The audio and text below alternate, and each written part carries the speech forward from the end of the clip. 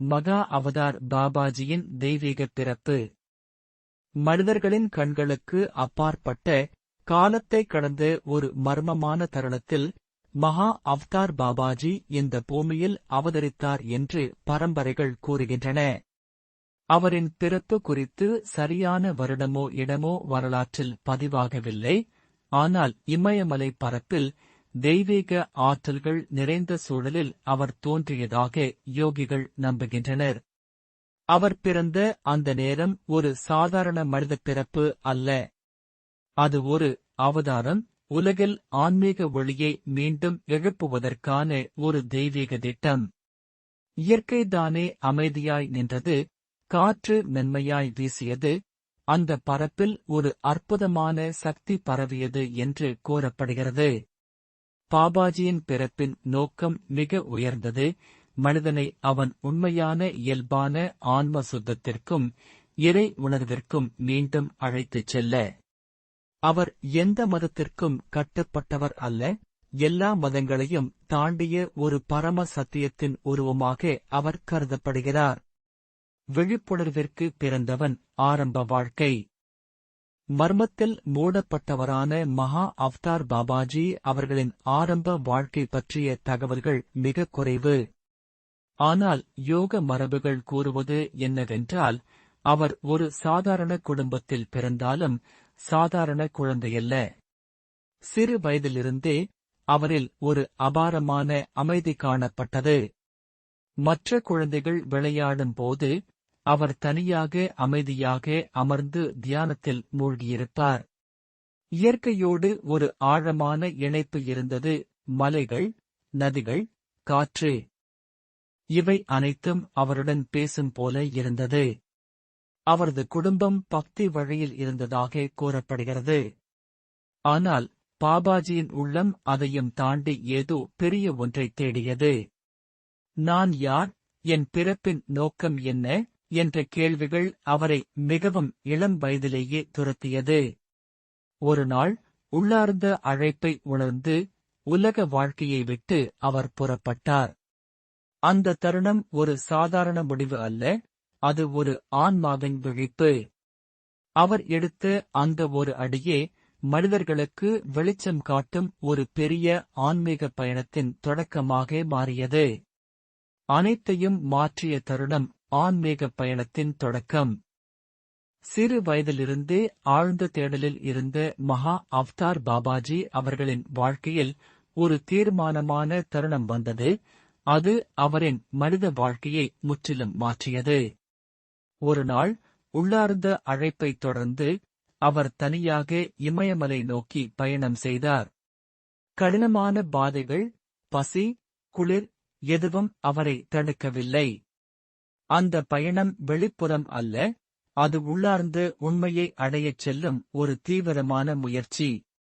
அந்த மலையின் அமைதியில் ஒரு பரம குருவை அவர் சந்தித்ததாக யோக மரபுகள் கூறுகின்றன. அந்த சந்திப்பு சாதாரணம் அல்ல, அது ஒரு ஆன்மாவின் மறுபிறப்பு. அந்த குரு அவருக்கு ஆழ்ந்த யோக ரகசியங்களை, குறிப்பாக கிரியா யோகத்தின் பரம உண்மைகளை அருளினார். அந்த ஒரு தருணத்தில் அவரின் உள்ளம் முழுவதும் வெளிச்சமாகியது. நான் இந்த உடல் அல்ல, நான் அந்த பரமசக்தி என்ற உணர்வு அவரை நிரப்பியது. அந்த அனுபவம் அவரை மனித நிலையிலிருந்து தெய்வீக நிலைக்கு உயர்த்தியது. அந்த நாளிலிருந்து அவர் ஒரு சாதாரண தேடுபவர் இல்லை, உலகம் முழுவதும் ஆன்மீக ஒளியை பரப்ப வேண்டியவர் என்ற தனது தெய்வீக பணி அவருக்கு தெளிவானது. அந்த ஒரு சந்திப்பு, அந்த ஒரு உணர்வு, அதுவே மகா அவதார் பாபாஜியை காலத்தை கடந்த ஆன்மீக ஒளியாக மாற்றியது. உள்ளார்ந்த பயணம் தொடங்கியது. உண்மையை தேடும் விழிப்பு. இமயமலை பகுதிகளில் இயற்கையின் மத்தியில் அவர் தன்னை முழுமையாக தியானத்திற்கும் துறவறத்திற்கும் அர்ப்பணித்தார். தினங்கள் வாரங்களாக, வாரங்கள் ஆண்டுகளாக மாறின. உணவு குறைந்து, வார்த்தைகள் மௌனமாகி, சிந்தனைகள் அமைதியாகின. அந்த ஆழ்ந்த தியானத்தில் அவர் வெளியில் தேடிய அனைத்தும் உள்ளேயே இருப்பதை உணர்ந்தார். ஆன்மா என்ற சொல் ஒரு கருத்து அல்ல, நேரடி அனுபவமாக மாறியது.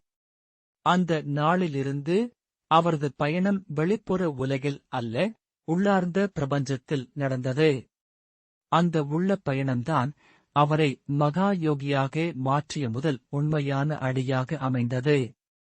பாதையை காட்டிய குரு ஆன்மீக வழிகாட்டி. மகா யோகிகளின் மரபில் குரு என்பது ஒரு மனிதர் மட்டுமல்ல, அது தெய்வீக ஒளியின் வழிகாட்டி. மகா அவதார் பாபாஜி அவர்களின் வாழ்க்கையில் இந்த குரு தத்துவம் மிகவும் மர்மமானதும் உயர்ந்ததும் ஆகும். சில யோக மரபுகள் கூறுவது என்னவென்றால், பாபாஜி ஒரு உயர்ந்த அல்லது இமயமலை மகானால் உபதேசம் பெற்றார். அந்த குரு அவருக்கு கிரியா யோகத்தின் ரகசியங்களை அருளி, அவரது உள்ளத்தில் இருந்த ஆன்மீக சக்தியை முழுமையாக விழிப்பூட்டினார். அந்த சந்திப்பு ஒரு மனிதன் குருவை சந்திப்பது அல்ல, அது பரம சத்தியம் தன்னை வெளிப்படுத்தும் தருணம். மற்றொரு பார்வையில் பாபாஜி தானே சுயசித்தர், அவர் நேரடியாக தெய்வீக உணர்வை அடைந்தவர் என்றும் கூறப்படுகிறது. அவருக்கு வெளிப்புற குரு தேவையில்லை, அவரது உள்ளார்ந்த ஆன்மாதானே குருவாக இருந்தது. எது உண்மை என்றாலும் ஒரு விஷயம் தெளிவாக உள்ளது, பாபாஜி குரு தத்துவத்தின் உருவம். பின்னர் அவர் பலருக்கு குருவாகி, குறிப்பாக லாஹிரி மகாஷி போன்ற மகான்களுக்கு கிரியா யோகத்தை அளித்து உலகம் முழுவதும் ஆன்மீக ஒளியை பரப்பினார். அவர் சொல்லிய மௌன பாடம் என்னவென்றால், உண்மையான குரு வெளியே இல்லை, அது உன் உள்ளத்தில் விழிக்கும் ஒளி. அறியப்படாததை தேடிய ஆண்டுகள் ஆன்மீக தேடலின் ஆழம்.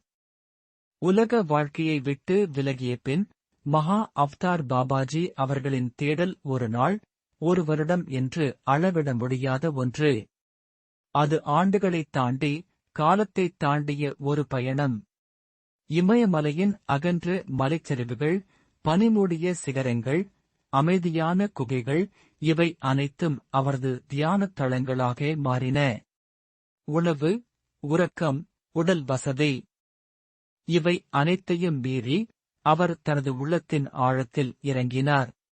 சில மரபுகள் கூறுவது, அவர் பல ஆண்டுகள் முழுமையான மௌனத்தில் தங்கி தியானத்தில் மட்டுமே வாழ்ந்தார். இந்த தேடல் வெளியில் பயணம் செய்தது போல தோன்றினாலும் உண்மையில் அது உள்ளார்ந்த பிரபஞ்சத்தில் நடந்தது. எண்ணங்கள் மெல்ல மங்க, நான் என்ற உணர்வு கரைந்து பரம அமைதி வெளிப்பட்டது. அவர் தேடியது ஒரு பதில் அல்ல, ஒரு அனுபவம். அந்த அனுபவம் அவரை காலத்தையும் இடத்தையும் தாண்டிய நிலைக்கு கொண்டு சென்றது. அதனால்தான் பாபாஜியின் வாழ்க்கையில் எத்தனை ஆண்டுகள் என்ற கேள்விக்கு ஒரு தெளிவான பதில் இல்லை. அவரின் தேடல் காலமற்றது. அந்த நீண்ட தேடல் முடிவில் அவர் உணர்ந்த உண்மை மிக எளிமையானது. நாம் தேடுவது நாம்தான். அந்த உண்மையை அடைந்த பின் அவர் ஒரு தேடுபவர் இல்லை, உலகம் தேடும் ஒளியாக மாறினார். தவத்தின் அக்னி, ஆன்மாவின் உருக்கம். அவரது சாதனையின் மையம் கிரியா யோகம், சுவாசத்தை கட்டுப்படுத்தி உயிர் சக்தியை உள்நோக்கி திருப்பும் ஒரு பரம யோகமுறை. ஒவ்வொரு சுவாசமும் ஒரு மந்திரம், ஒவ்வொரு தியானமும் ஒரு யாகம் போல இருந்தது. இந்த தவம் வெளிப்புறத்தை வெல்ல அல்ல, உள்ளார்ந்த அகங்காரத்தை உருக்க. நாள்கள், மாதங்கள், ஆண்டுகள். காலம் அவருக்கு பொருள் இழந்தது. உடல் தேவைகள் மெல்ல மறைந்து பரம அமைதி அவரை நிரப்பியது. இறுதியில் அவர் தவம் செய்பவர் என்ற நிலையைத் தாண்டி தவமே ஆனவர் ஆனார். அந்த தவத்தின் அக்னியில் மனிதன் கரைந்தான். தெய்வம் வெளிப்பட்டது. ஆன்மாவின் இருண்ட இரவு, உள்ளம் சோதிக்கப்பட்ட தருணங்கள். அழியாத அமைதியின் உருவமாக லேட்டர் அறியப்பட்டாலும் மகா அவதார் பாபாஜி அவர்களின் ஆன்மீக பயணம் முழுவதும் வெளிச்சமாய் மட்டும் இருக்கவில்லை. ஒவ்வொரு மகானின் பாதையிலும் போல அவரும் ஆன்மாவின் இருண்ட இரவு எனப்படும் ஆழ்ந்த சோதனைகளை சந்தித்தார். இமயமலையின் கடும் குளிர், உணவின்றி கழிந்த நாட்கள், உடலின் பலவீனம், இவை வெளிப்புற சோதனைகள். ஆனால் உண்மையான போராட்டம் உள்ளே நடந்தது.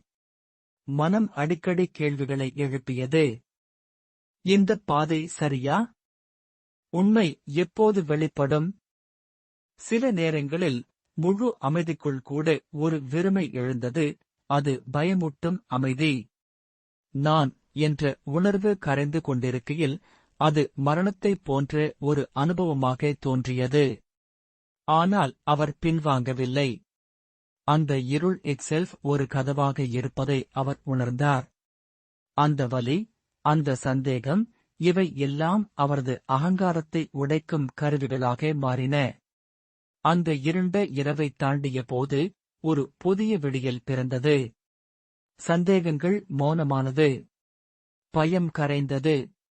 உண்மை மட்டும் நிலைத்தது. அவர் புரிந்து கொண்டார்.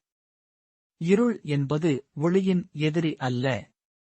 அது ஒளிக்கு முன் வரும் இறுதி சோதனை. அந்த இருளை வென்றதால்தான் அவர் உலகிற்கு நிரந்தர ஒளியாக மாறினார். உணர்வின் உச்ச தருணம் ஞானோதயம். நீண்ட தவமும் அமைதியான தேடலும் உச்சிக்குச் சென்று அந்த தருணத்தில் மகா அவதார் பாபாஜி அவர்களின் வாழ்க்கையில் ஒரு நிரந்தர மாற்றம் நிகழ்ந்தது. அது ஒரு நாள், ஒரு நேரம் என்று அளவிட முடியாத அனுபவம், காலத்தைத் தாண்டிய இப்போது என்ற நொடியில் நடந்தது. இமயமலையின் ஆழ்ந்த அமைதியில், ஒரு குகையின் வானத்தில் அவர் தியானத்தில் மூழ்கியிருந்தார். சுவாசம் மெல்ல நின்றது போல எண்ணங்கள் முழுவதும் அமைதியானது. அந்த நிலையில் நான் என்ற தனித்த உணர்வு கரைந்து போனது. அந்த தருணத்தில் அவர் உணர்ந்தது, அவர் தனி மனிதன் அல்ல. அவர் எல்லாவற்றிலும் பரவியிருக்கும் அந்த பரமசித்தம். அது ஒரு அனுபவம் அல்ல. அது முழுமையான ஒன்றிணைவு. பார்ப்பவன், பார்க்கப்படுவது, பார்ப்பது, மூன்றும் ஒன்றாகிவிட்டது. அந்த ஞானோதயம் ஒரு ஒளி போல அல்ல. அது எல்லா ஒளிகளுக்கும் ஆதாரம்.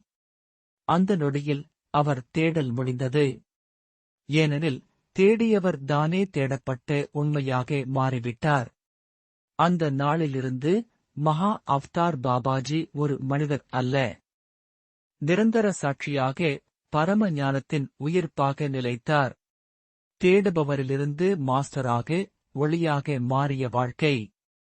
ஞானோதயத்தின் பின் மகா அவதார் பாபாஜி அவர்களின் வாழ்க்கை முற்றிலும் மாறியது. அவர் இனி உண்மையை தேடும் ஒருவர் அல்ல, உண்மையையே உயிராக வாழும் மாஸ்டர் ஆனார். ஆனால் அவர் உலக மேடையில் வெளிப்படையாக தோன்றி போதித்தவர் அல்ல. அவரது பாதை மௌனத்தின் வழி. இமயமலையின் மறைந்த தலங்களில் இருந்து அவர் மனித குலத்தை அமைதியாக வழிநடத்தினார். அவரது போதனை வார்த்தைகளில் இல்லாமல் அனுபவமாக இருந்தது. அவர் தேர்ந்தெடுத்த சிலருக்கு மட்டுமே நேரடியாக அருள் வழங்கினார். குறிப்பாக லாஹிரி மகாஷய அவர்களுக்கு கிரியா யோகத்தை வழங்கி அந்த பரம்பரை உலகம் முழுவதும் பரவ வழி செய்தார். இதன் மூலம் வீட்டிலேயே வாழும் சாதாரண மனிதர்களுக்கும் ஆன்மீக உயர்வு சாத்தியம் என்பதை அவர் காட்டினார். அவர் செய்த சேவை வெளிப்படையான சமூக பணியாக இல்லை. அது மனிதனின் உள்ளத்தை விழிப்பூட்டும் அமைதியான சேவை. அவர் பேசாமல் கற்றுக் கொடுத்தார். தோன்றாமல் வழிகாட்டினார். காணாமல் காத்தார். அவரது வாழ்க்கை ஒரு செய்தி. ஞானம் பெற்றவுடன் உலகத்தை விட்டு விலக வேண்டியதில்லை. அதை ஒளியாக மாற்றி உலகத்திற்கே திருப்பிக் கொடு. அந்த நிலையில் பாபாஜி ஒரு கூறு மட்டுமல்ல, காலத்தையும் இடத்தையும் தாண்டி இன்னும் உயிரோடு வழிகாட்டும் நிரந்தர ஆன்மீக சக்தியாக திகழ்கிறார். உலகிற்கு அளித்த உண்மை பாபாஜியின் மைய போதனைகள். மகா அவதார் பாபாஜி அவர்களின் போதனைகள் நூல்களில் அடைக்கப்பட்டவை அல்ல. அவை வாழ்ந்து அனுபவிக்கப்பட வேண்டிய எளிய உண்மைகள். நீ தேடும் கடவுள் உன் உள்ளத்தில் ஏற்கனவே இருக்கிறான். சுவாசத்தை கட்டுப்படுத்து. மனம் அமைதியாகும். மனம் அமைதியானால் ஆன்மா வெளிப்படும். கிரியா யோகம் என்பது ஒரு முறை அல்ல, அது உன்னை உன்னிடம் கொண்டு சேர்க்கும் பாலம். மதங்கள் பல, ஆனால் உண்மை ஒன்று. அமைதி என்பது வெளியே கிடைக்காது, அது உன் உள்ளத்தின் இயல்பு. அகங்காரம் கரைந்தால் தெய்வம் வெளிப்படும். சாதாரண வாழ்க்கையிலேயே பரம உண்மையை அடையலாம். மௌனம் பேசுகிறது, அதை கேட்க கற்றுக்கொள். இந்தச் சொற்கள் மட்டும் போதனை அல்ல, ஒவ்வொன்றும் ஒரு அனுபவத்திற்கு கதவாகும். பாபாஜியின் செய்தி மிக எளிமையானது. உண்மை தொலைவில் இல்லை, அது நீயே. ஞான வார்த்தைகள், அவருடன் தொடர்புடைய நூல்கள், போதனைகள். மகா அவதார் பாபாஜி அவர்களே நேரடியாக எழுதிய நூல்கள் எதுவும் வரலாற்றில் தெளிவாக இல்லை. அவர் எழுதியவர் அல்ல, அனுபவமாக வாழ்ந்தவர். ஆனால் அவரது ஞானம் அவரது சீடர்களின் மூலம் உலகிற்கு பரவியது. அவரை பற்றியும் அவரது போதனைகளையும் அறிய முக்கியமான ஆதாரங்கள். 1. ஆட்டோபயோகிராபி ஆஃப் அ யோகி, பரமஹன்சா யோகானந்தா. இந்த உலக புகழ்பெற்ற ஆன்மீக நூலில் பாபாஜியின் மர்மமான வாழ்க்கை, அவரது அருள் மற்றும் கிரியா யோகத்தின் பரம்பரை அழகாக விவரிக்கப்படுகிறது.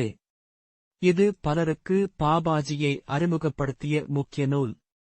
கிரியா யோக போதனைகள், ஓரல் டீச்சிங்ஸ். பாபாஜி நேரடியாக வார்த்தைகளில் அதிகம் போதிக்கவில்லை.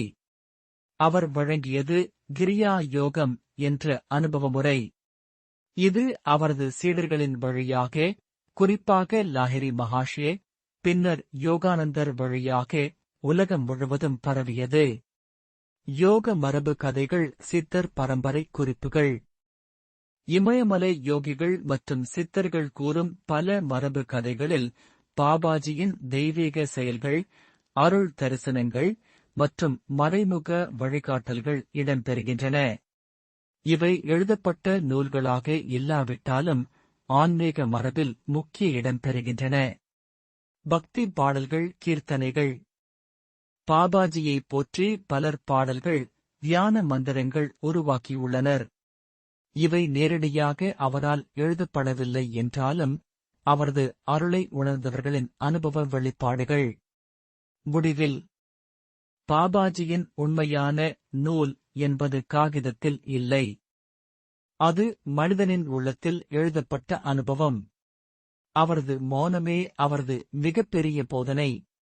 ஞானம் பிறந்த புனித நிலங்கள், பாபாஜியின் ஆன்மீக தளங்கள்.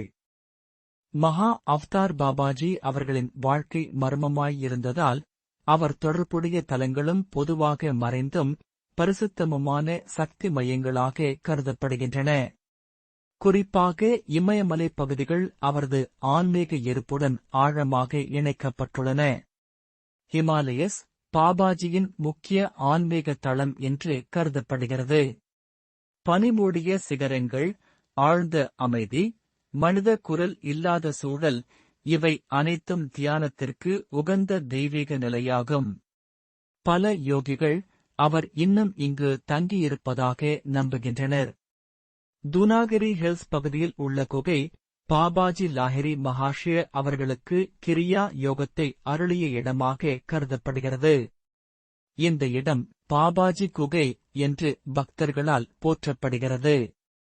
பத்ரிநாத் டெம்பிள் அருகிலுள்ள பகுதிகள் பாபாஜியின் ஆன்மீக செயல்பாடுகளுடன் தொடர்புடையதாக கூறப்படுகிறது. இந்த பகுதி ஆயிரக்கணக்கான ஆண்டுகளாக யோகிகளின் தியான நிலமாக விளங்குகிறது. பாபாஜி எந்தவொரு நிரந்தர ஆசிரமத்திலும் தங்கியவர் அல்ல. அவர் பல மறைந்த குகைகள், சித்தர் தலங்களில் தோன்றி மறையும் அபரிமித ஆன்மீக சக்தி என்று கருதப்படுகிறார். நிரந்தர இருப்பு, சமாதி மற்றும் மறைவு அல்ல, தொடரும் ஒளி. மகா அவதார் பாபாஜி அவர்களின் வாழ்க்கையில் இறுதி நாட்கள் என்ற கருத்தே பொருந்தாது என்று யோக மரபுகள் கூறுகின்றன. சாதாரண மனிதர்களைப் போல பிறந்து, வாழ்ந்து, இறந்தவர் அல்லர், காலத்தையும் உடலையும் தாண்டி நிற்கும் ஒரு சிரஞ்சீவி, நித்திய உயிர், எனப் பார்க்கப்படுகிறார். பாபாஜி உடலை விட்டு வெளியேறினார் என்ற தெளிவான வரலாறு இல்லை.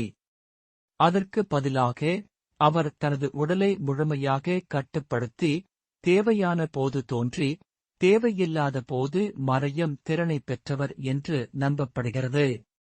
இதுவே மகா சமாதி இன் உயர்ந்த நிலை, உடலை தாண்டிய விழிப்புணர்வு. சில ஆன்மீக மரபுகள் கூறுவது, அவர் தனது உடலை அழிக்கவில்லை, அதை ஒளியாக மாற்றினார். அவர் மறைந்துவிடவில்லை, மனித கண்களுக்கு எட்டாத நிலைக்கு உயர்ந்தார். அதனால்தான் லாஹிரி மகாஷே போன்ற மகான்கள் அவரை நேரடியாக சந்தித்து அனுபவங்களை பகிர்ந்துள்ளனர். அது அவரின் இருப்பு இன்னும் தொடர்கிறது என்பதற்கான சாட்சியாக கருதப்படுகிறது. பாபாஜியின் செய்தி மிக ஆழமானது. உடல் மறையும், ஆன்மா இல்லை. அவர் வாழ்ந்து காட்டியது. மரணம் என்பது முடிவு அல்ல, அது ஒரு மாற்றம் மட்டுமே. அதனால் பாபாஜி இறந்தவர் அல்ல, இன்னும் வாழும், வழிகாட்டும் நிரந்தர ஆன்மீக ஒளி. காலத்தை கடந்த ஒலிகள், நிரந்தர ஞான வாசகங்கள். மகா அவதார் பாபாஜி அவர்களின் போதனைகள் சுருக்கமாக சொன்னால் சில வார்த்தைகள், ஆனால் ஆயுள் முழுவதும் வழிகாட்டும் ஒளி. நான் யார்? இந்த ஒரு கேள்வி உன்னை உண்மைக்கு அழைத்துச் செல்லும் கதவு. நீ தேடும் கடவுள் உன் உள்ளத்தில் ஏற்கனவே இருக்கிறான். சுவாசத்தை அறிந்தால் வாழ்க்கையை அறிந்தாய். அமைதிதான் உன் இயல்பு, அதை வெளியே தேடாதே. அகங்காரம் மறைந்தால் ஆன்மா பிரகாசிக்கும். இவை சொற்கள் அல்ல, உள்ளத்தை விழிப்பூட்டும் நித்திய ஒலிகள்.